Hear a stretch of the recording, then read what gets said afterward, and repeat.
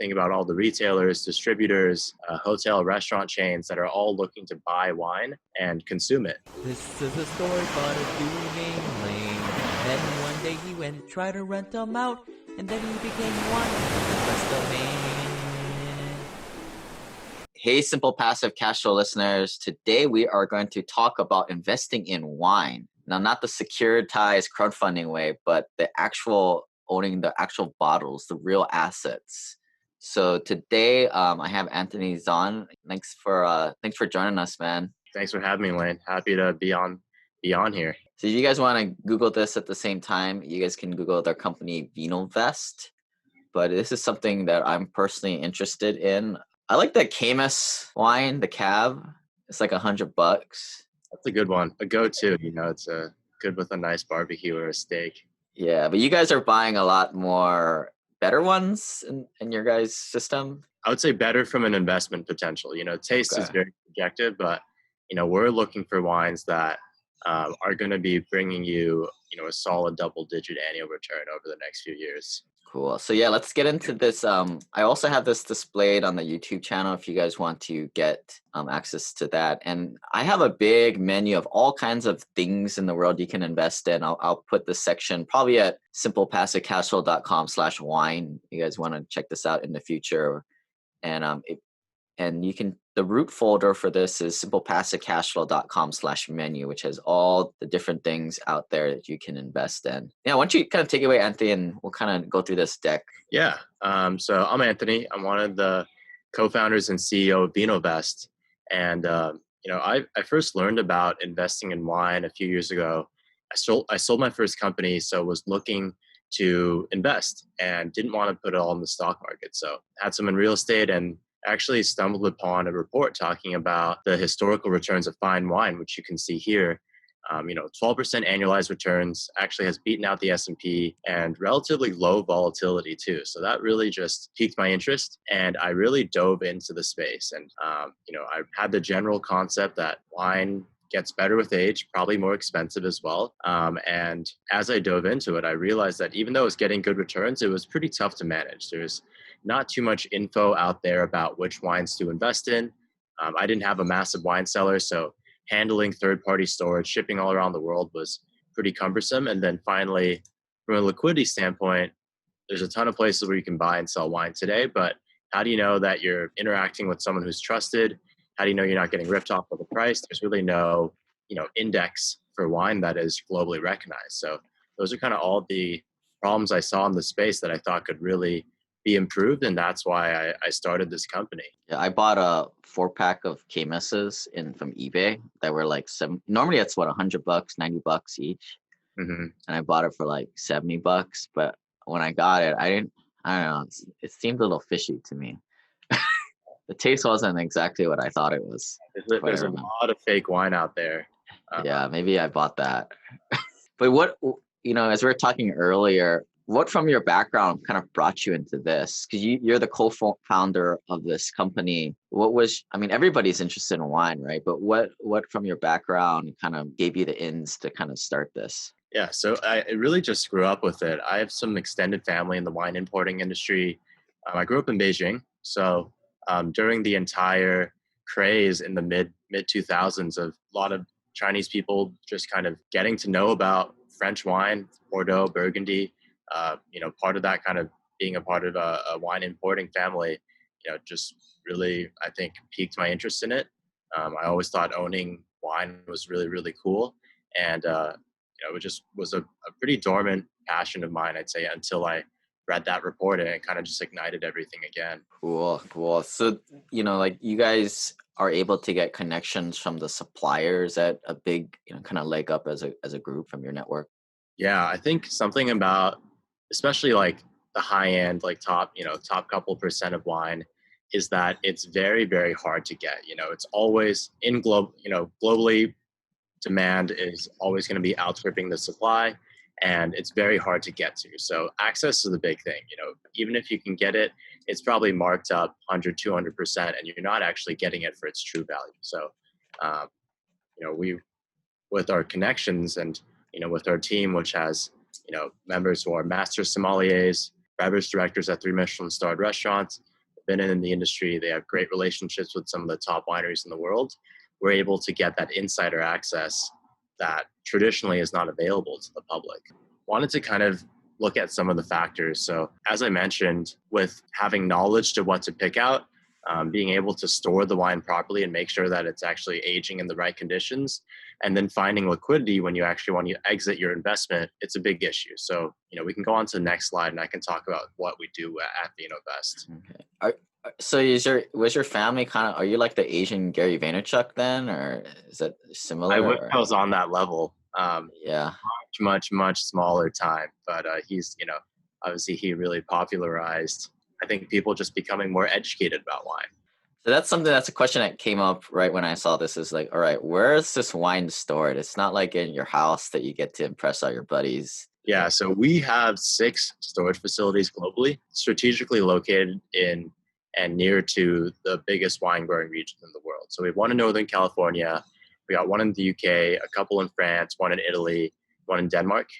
And, we want to make sure that the wine moves the minimal distance as possible to not disturb it, and make sure that we're able to make sure its condition is as kind of pristine as possible. So after we buy it for you, we're able to have it temperature controlled, humidity controlled.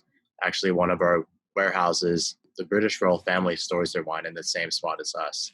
So it's really just kind of top-notch storage facilities.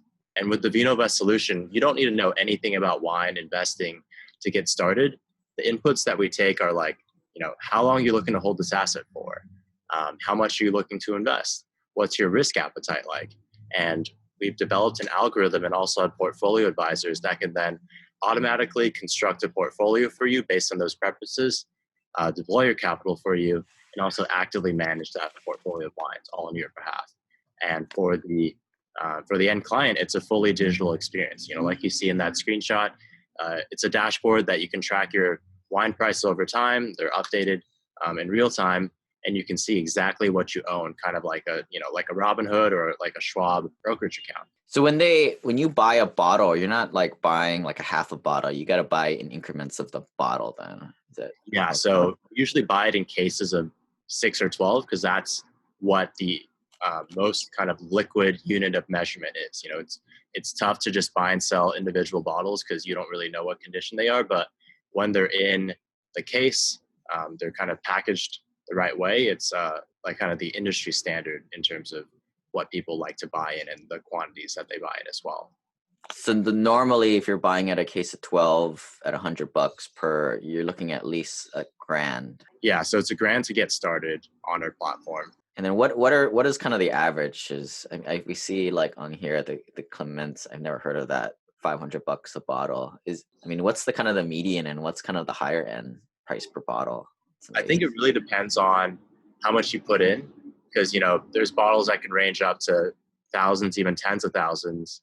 And some of our higher level clients, that the bigger your portfolio size is, it opens you up to more of the wine universe available to purchase.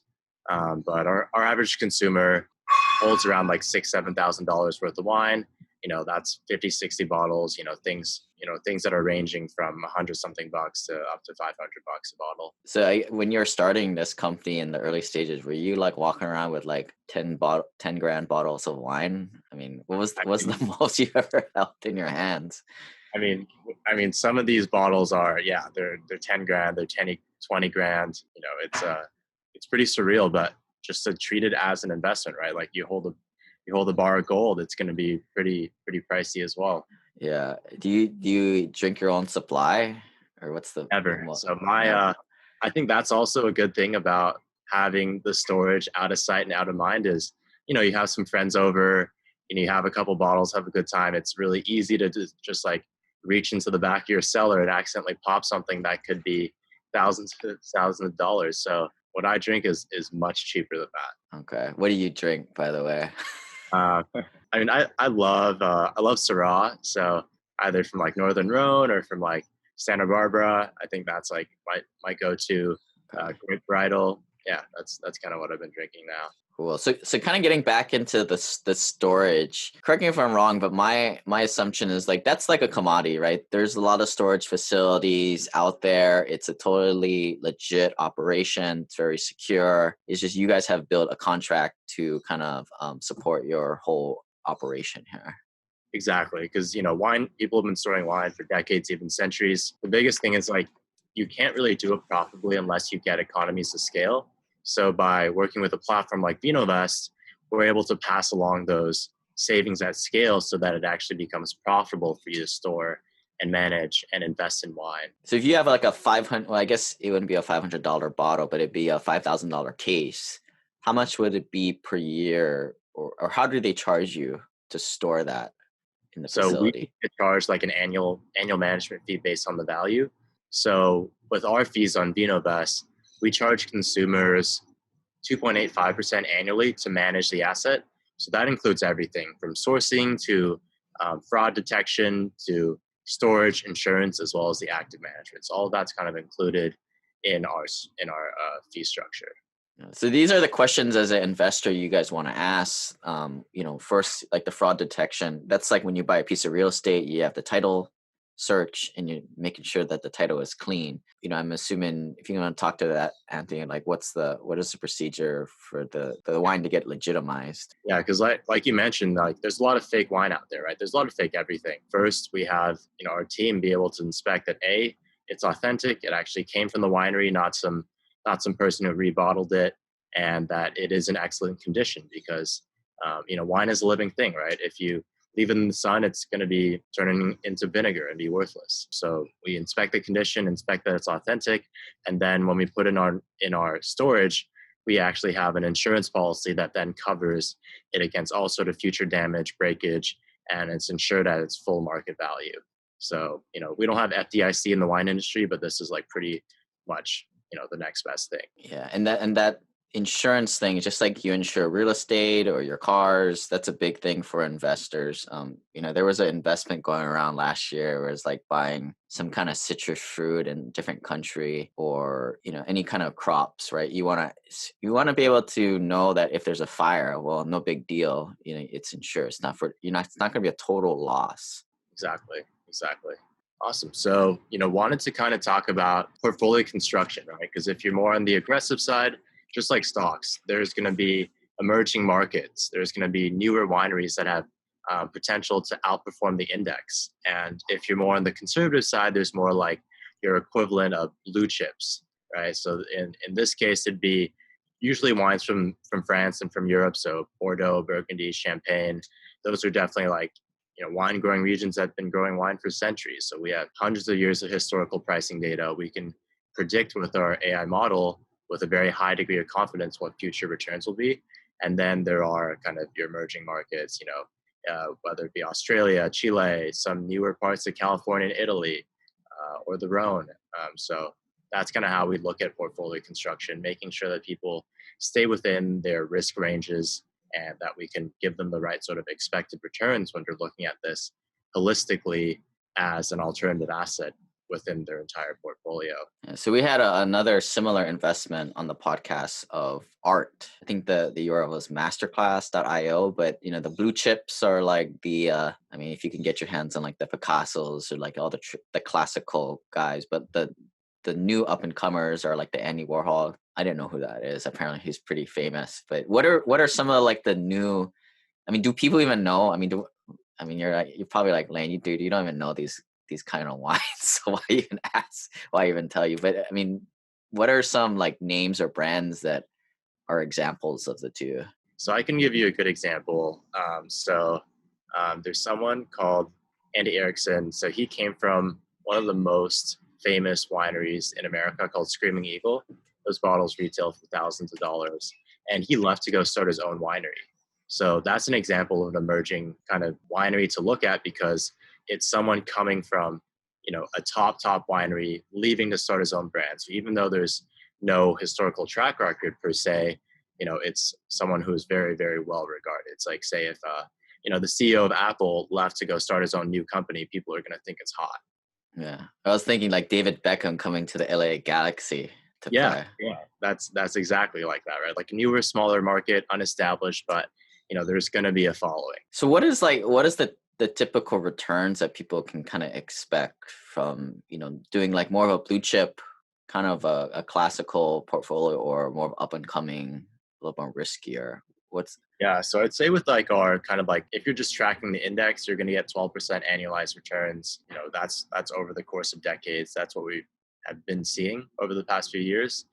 More aggressive portfolios going to be ranging up, 16, 18% annualized returns.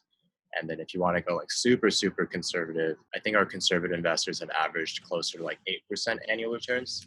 and that's all inclusive of like what you said, a 2.8% So fee. That's how you guys before, make your money.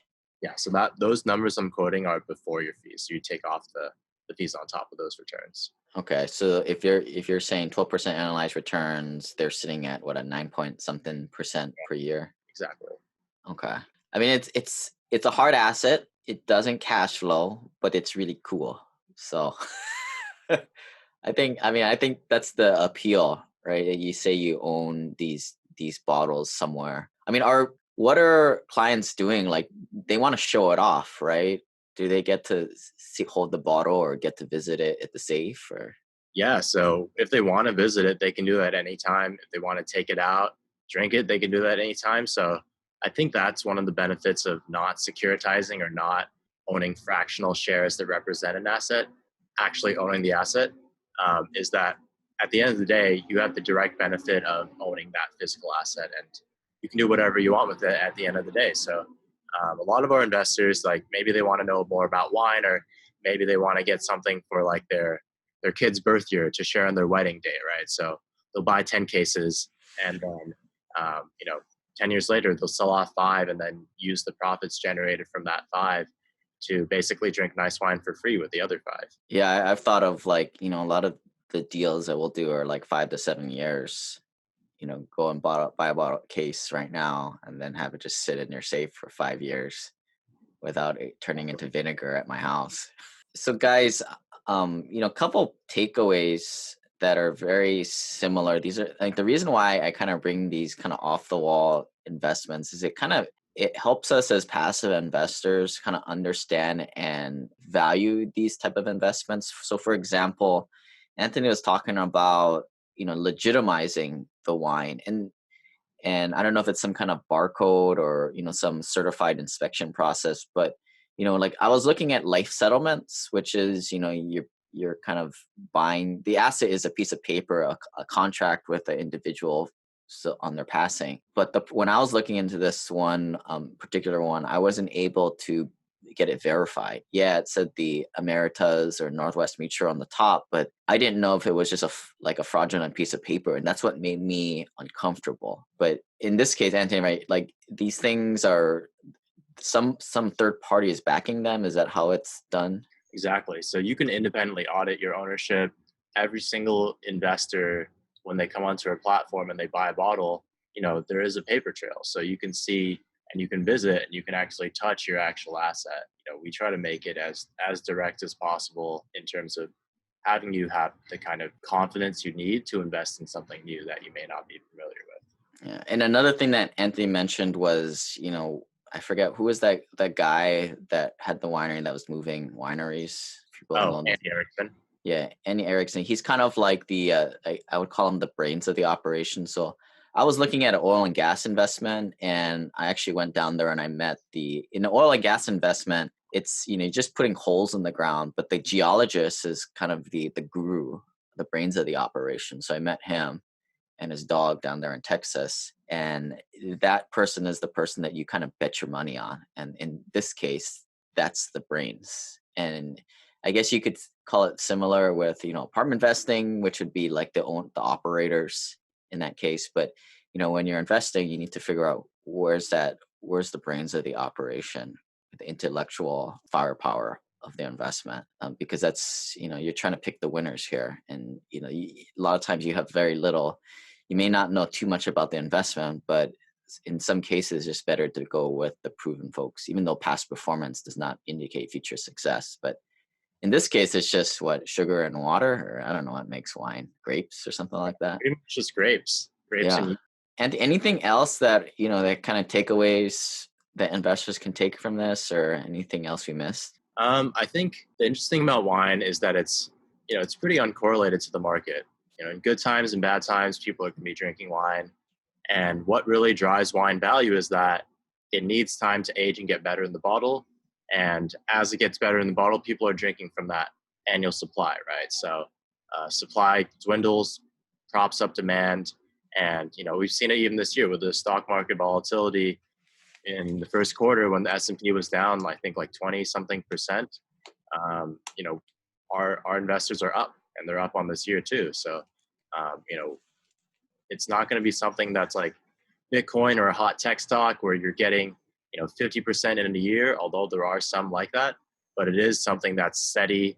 It is something that is new that, hasn't really been available unless you're ultra, ultra wealthy or ultra well connected. And we're just looking to give this access to more people. No, I'm actually happy I'm in the opposite seat, because most times I'm in your seat, people are pegging me with hard questions. So here's a hard question. These days, with the whole rise of craft beer, because people are cheap, don't have much money, people are moving more towards that, and also marijuana.